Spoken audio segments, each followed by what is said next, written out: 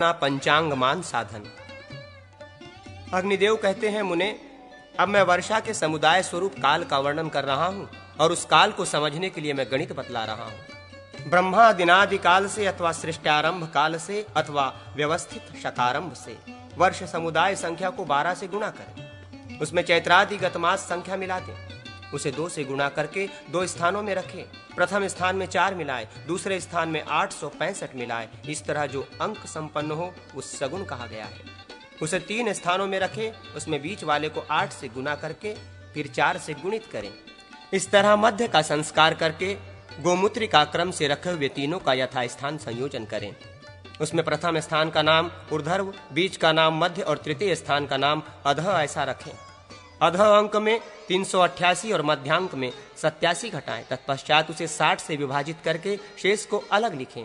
फिर लब्धि को आगे वाले अंक में मिलाकर 60 से विभाजित करें। इस प्रकार 3 स्थानों में स्थापित अंकों में से प्रथम स्थान के अंक में 7 से भाग देने पर शेष बची हुई संख्या के अनुसार रवि आदि वार निकलते हैं। शेष 2 स्थानों का अंक तिथि का ध्रुवा होता है। सगुण को 2 से गुणा करें, उसमें 3 घटाएं, उसके नीचे सगुण को लिखकर उसमें 30 जोड़ें। फिर भी 6, 12, 8 इन पलों को भी क्रम से तीनों स्थानों में मिला दें। फिर 60 से विभाजित करके प्रथम स्थान में 28 से भाग देकर शेष को लिखें। उसके नीचे पूर्वानित तिथि ध्रुवा को लिखें। सब को मिलाने पर ध्रुवा हो जाएगा। फिर भी उसी सगुण को अर्ध करें, उसमें 3 घटा दें, 2 से गुणा करें, मध्य को 11 से गुणा करें, नीचे में 1 मिलाए, द्वितीय स्थान में 39 से भाग देकर लब्धि को प्रथम स्थान में घटाएं। उसी का नाम मध्य है। मध्य में 22 घटाएं, उसमें 60 से भाग देने पर शेष ऋण है। लब्धि को ऊर्ध्व में अर्थात नक्षत्र ध्रुवा में मिलाना चाहिए। 27 से भाग देने पर शेष नक्षत्र तथा योग का ध्रुवा हो जाता है। अब तिथि तथा नक्षत्र का मासिक ध्रुवा कह रहे हैं। 2, 32, 2 0 ये तिथि ध्रुवा है और 2, 11, 2 0 ये नक्षत्र ध्रुवा है। इस ध्रुवा को प्रत्येक मास में जोड़कर वार स्थान में 7 से भाग देकर शेष वार में तिथि का दंडफल समझना चाहिए। नक्षत्र के लिए 27 से भाग देकर अश्विन से शेष संख्या वाले नक्षत्र का दंडादि जानना चाहिए। पूर्वोक्त प्रकार से तिथ्यादिका का मान मध्यमान से निश्चित हुआ। उसे स्पष्ट करने के लिए संस्कार कहते हैं। चतुर्दशी आदि तिथियों में कही हुई घटियों को क्रम से ऋण धन तथा धन ऋण करना चाहिए। जैसे चतुर्दशी में 0 घटी तथा त्रयोदशी और प्रतिपदा में 5 घटी क्रम से ऋण तथा धन करना चाहिए। जैसे चतुर्दशी में 0 घटी तथा त्रयोदशी और प्रतिपदा में 5 घटी क्रम से ऋण तथा धन करना चाहिए, एवं द्वादशी तथा द्वितीया में 10 घटी ऋण धन करना चाहिए। तृतीया तथा एकादशी में 15 घटी, चतुर्थी और दशमी में 19 घटी, पंचमी और नवमी में 22 घटी, षष्ठी तथा अष्टमी में 24 घटी तथा सप्तमी में 25 घटी धन ऋण संस्कार करना चाहिए। यह अंशात्मक फल चतुर्दशी आदि तिथि पिंड में करना होता है। अब कलात्मक फल संस्कार के लिए कहते हैं। कर्कादि 3 राशियों में 6, 4, 3, 6, 4, 3 तथा तुलादि 3 राशियों में विपरीत 3, 4, 6, 3, 4, 6 संस्कार करने के लिए खंडा होता है।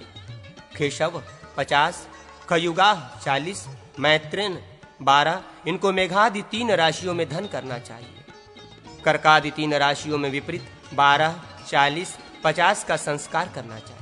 तुलादि 6 राशियों में इनका ऋण संस्कार करना चाहिए। चतुर्गणित तिथि में विकलात्मक फल संस्कार करना चाहिए। गत तथा ऐश्य खंडाओं में अंतर से कला को गुणित करें।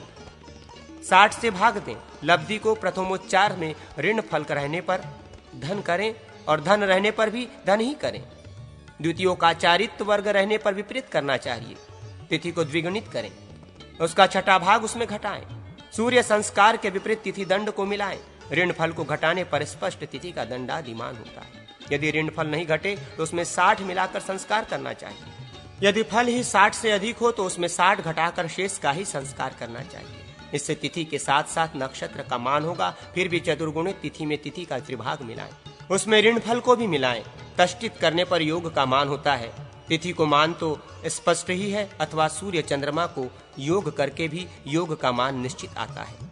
तिथि की संख्या में से 1 घटाकर उसे द्विगुणित करने पर फिर 1 घटाएं तो भी चर आदि करण निकलते हैं। कृष्ण पक्ष की चतुर्दशी के परार्ध से शकुनी, चतुर्धंगड्री, चतुष्पद, किंगसधुग्न और अहि नाग ये 4 स्थिर करण होते हैं। इस तरह शुक्ल पक्ष की प्रतिपदा तिथि के पूर्वार्ध में किंगसधुग्न करण होता है। युद्ध जयार्णव संबंधी विविध योगों का वर्णन। अग्निदेव कहते हैं, अब स्वर के द्वारा विजय साधन कह रहे हैं। मैं इस पुराण के युद्ध जयार्वण प्रकरण में विजय आदि शुभ कार्यों की सिद्धि के लिए सार वस्तुओं को कहूंगा। जैसे अ, ई, उ, ए, ओ ये 5 स्वर होते हैं। इन्हीं के क्रम से नंदा, भद्रा, जया, रिक्ता, पूर्णा आदि तिथियां होती हैं। क से लेकर ह तक वर्ण होते हैं और पूर्वोक्त स्वरों के क्रम से सूर्य, मंगल, बुध, चंद्रमा, बृहस्पति, शुक्र, शनि, मंगल तथा सूर्य, शनि ये ग्रह स्वामी होते हैं। 40 को 60 से गुणा करें, उसमें 11 से भाग दें, लब्धि को 6 से गुणा करके गुणनफल में फिर 11 से ही भाग दें, लब्धि को 3 से गुणा करके गुणनफल में 1 मिला दें, तो उतनी ही बार नाड़ी के स्फुरण के आधार पर फल होता है। इसके बाद भी अहर्निश नाड़ी का स्फुरण होता ही है। उदाहरण जैसे 40 गुना 60 बराबर 2400, 2400 बटा 11 बराबर 219। उपलब्धि स्वपलारांतर से हुई, इसे 6 से गुणा किया तो 219 गुना 6 बराबर 1314 गुणनफल होता है। इसमें फिर 11 से भाग दिया तो 1314 भागित 11 119, लब्धि शेष 5, शेष छोड़ दिया। लब्धि 119 को 3 से गुणा किया तो गुणनफल 357 हुआ। इसमें 1 मिलाया तो 358 हुआ। इसको स्वल्पानंतर से 360 मान किया, अर्थात करमूलगत नाड़ी का 360 बार स्फुरण होने के आधार पर ही बल होते हैं, जिनका ज्ञान प्रकार आगे कहेंगे। इसी तरह नाड़ी का स्फुरण अहर्निश होता रहता है और इसी मान से आकारादि स्वरों का उदय भी होता रहता है। अब व्यावहारिक काल ज्ञान कहते हैं। 3 बार स्फुरण होने पर उच्छ्वास होता है, अर्थात 1 अणु होता है। 6 श्वास का 1 पल होता है। 60 पल का 1 लिप्ता अर्थात 1 दंड होता है। यद्यपि लिप्ता शब्द कलावाचक है, जो कि ग्रहों के राश्यादि विभाग में लिया जाता है, फिर भी यहाँ कलामान के प्रकरण में लिप्ता शब्द से दंड ही लिया जाएगा। कला तथा दंड ये दोनों भचक्र के षट्यंश विभाग में ही लिए गए हैं। 60 दंड का 1 अहोरात्र होता है। उपर्युक्त अ, ई, उ, ए, ओ स्वरों की क्रम से बाल, कुमार, युवा, वृद्ध, मृत्यु ये 5 संज्ञाएं होती हैं। इसमें किसी एक स्वर के उदय के बाद पुनः उसका उदय 5वें खंड पर होता है। जितने समय से उदय होता है उतने ही समय से अस्त भी होता है। इनके उदय काल एवं अस्त काल का मान अहोरात्र के अर्थात 60 दंड के एकादशांश के समान होता है। जैसे 60 में 11 से भाग देने पर 5 दंड 27 पल लब्धि होगी, तो 5 दंड 27 पल उक्त स्वरों का उदयास्तमान होगा। किसी के स्वर के उदय के बाद दूसरा स्वर 5 दंड 27 पल पर उदय होगा। इसी तरह पांचों का उदय और अस्तमान जानना चाहिए। इनमें से जब मृत्यु स्वर का उदय हो तब युद्ध करने पर पराजय के साथ ही मृत्यु हो जाती है। अब शनि चक्र का वर्णन करते हैं। शनि चक्र में 15 दिनों पर क्रमशः ग्रहों का उदय हुआ करता है। इस पंचदश विभाग के अनुसार शनि का भाग युद्ध में मृत्युदायक होता है। विशेष जबकि शनि एवं राशि में 2.5 साल अर्थात 30 मास रहता है, उसमें दिन संख्या 900 हुई। 900 में 15 का भाग देने से लब्धि 60 होगी। 60 दिनों का एक पंचदश विभाग हुआ।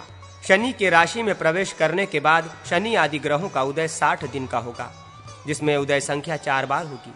इस तरह जब शनि का भाग आए उस समय युद्ध करना निषिद्ध है।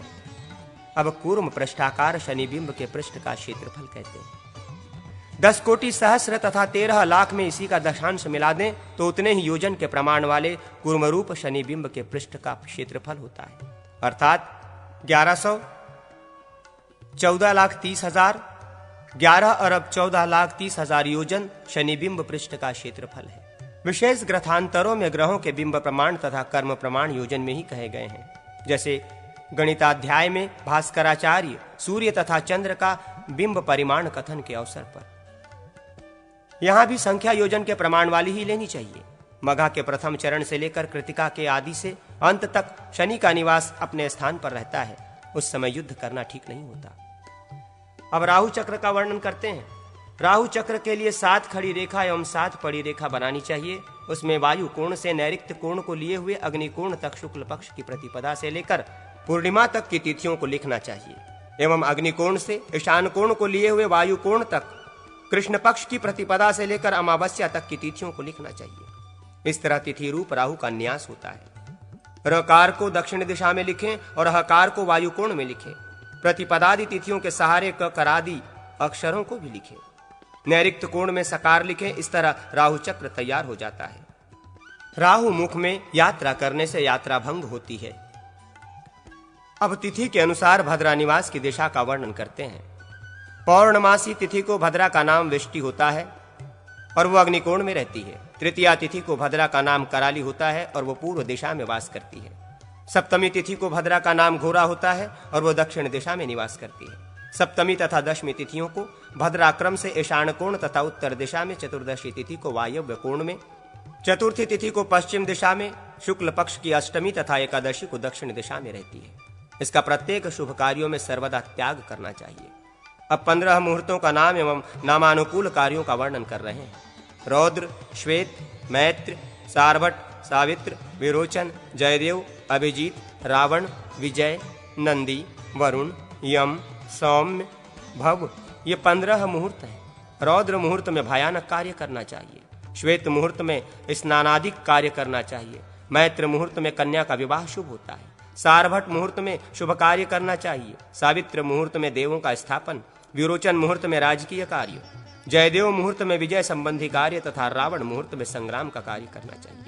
विजय मुहूर्त में कृषि तथा व्यापार, नंदी मुहूर्त में षटकर्म, वरुण मुहूर्त में तड़ागादि और यम मुहूर्त में विनाश वाला कार्य करना चाहिए। सौम्य मुहूर्त में सौम्य कार्य करना चाहिए। भव मुहूर्त में दिन रात शुभ लग्न ही रहता है, अतः उसमें सभी शुभ कार्य किए जा सकते हैं। इस प्रकार ये 15 योग अपने नामानुसार शुभ तथा अशुभ होते हैं। अब राहु के दिशा संचार का वर्णन कर रहे हैं। दैनिक राहु, राहु पूर्व दिशा से वायु कोण तक, वायु कोण से दक्षिण दिशा तक, दक्षिण दिशा से ईशान कोण तक, ईशान कोण से पश्चिम तक, पश्चिम से अग्निकोण तक एवं अग्निकोण से उत्तर तक 3-3 दिशा करके 4 घटियों में भ्रमण करता है। अब औषधियों के लेपादि द्वारा विजय का वर्णन कर रहे हैं। चंडी, इंद्राणी, सिंधुवार, वाराही, वाराही कंद, मुशली, तालमूली, गिरिकर्णिका, अपराजिता, बला, कुट, अतिबला, कंघी, शीरी, सिरखोला, मल्लिका, मोतिया, जाति, चमेली, युथिका, जूही, श्वेतार्क, सफेद मदार, शतावरी, गुरुच, वागुरी, इन यथा प्राप्त दिव्य औषधियों को धारण करना चाहिए। धारण करने पर ये युद्ध में विजयदायिनी होती है।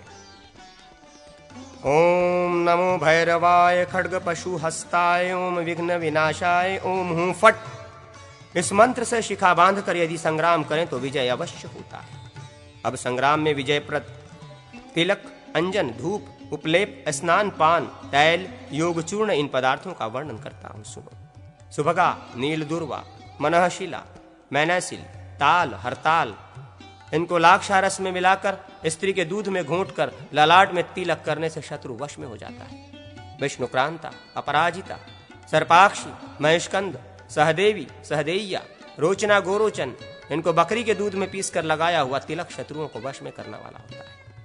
प्रियंगु, नागकेसर, कुमकुम, कुष्ठ, मोहिनी, चमेली, तगर, धृत, इनको मिलाकर लगाया हुआ तिलक वश्यकारक होता है। रोचना, गोरोचन, रक्तचंदन, निशा, हल्दी, मनहशिला, मैनसिल, ताल, हरताल, प्रियंगु, नागकेसर, सशर्प, सरसों, मोहिनी, चमेली, हरिता, दुर्वा, विष्णुक्रांता, अपराजिता, सहदेवी, शिखा, जटामासी, इनको मातुलुंग, बिजौरा, नींबू के रस में पीसकर ललाट में किया हुआ तिलक वश में करने वाला होता है।